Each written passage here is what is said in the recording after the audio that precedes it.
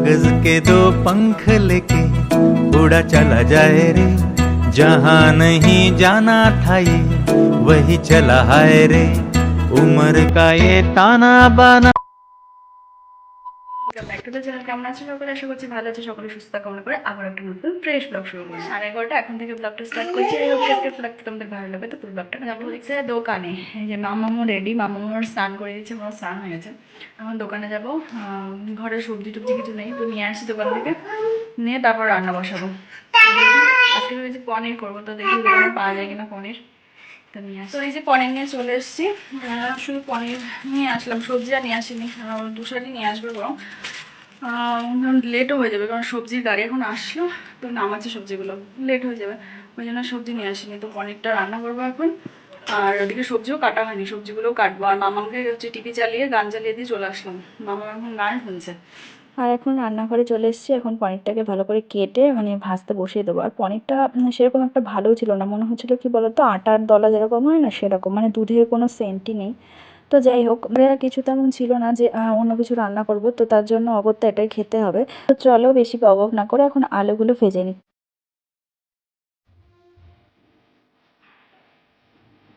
কি করছো তুমি মা? ঝাড় দিচ্ছ? বাবা, বাইরে মিস্ত্রি কাজ করেছে, সব এই গুঁড়োগুলোর ভেতরে এসছে, আর মাম দেখো সেগুলো ঝাড় দিচ্ছে বসে বসে।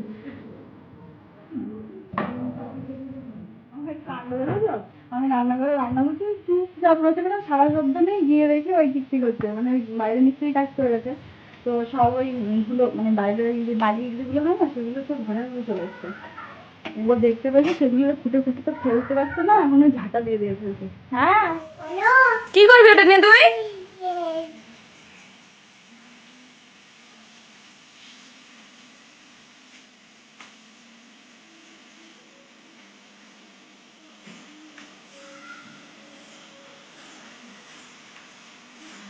ভগবান, এত পেকে ঝুনো হয়ে গেছিস তুই?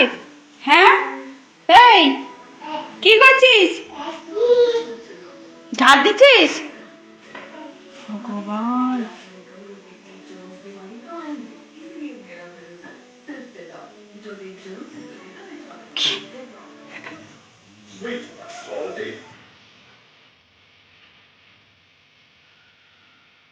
অন্যদিকে নোংরা।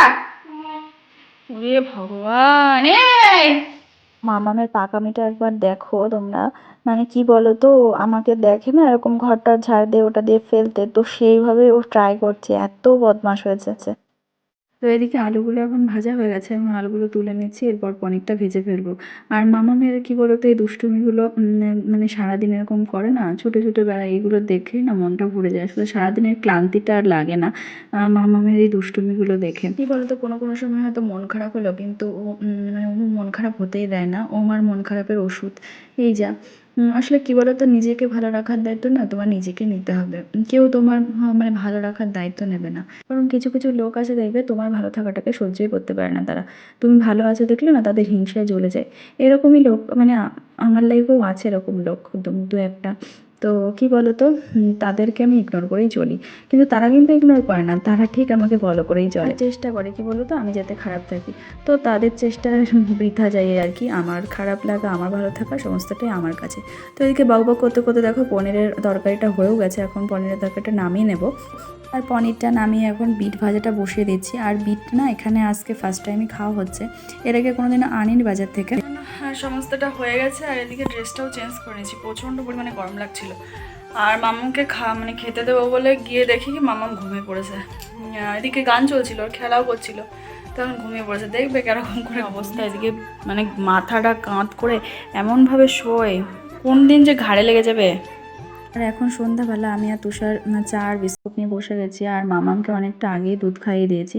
আর এখন না মামাম ওই মোবাইল দিয়ে একটু গান শুনছে, আর আমার মাজার করে উঠতে বলেছে, এতটা পরিমাণে ব্যথা না মাজাটা, মানে আগে বেশ কয়েক মাস কম ছিল, বাট কালকের থেকে না প্রচণ্ড পরিমাণে হচ্ছে।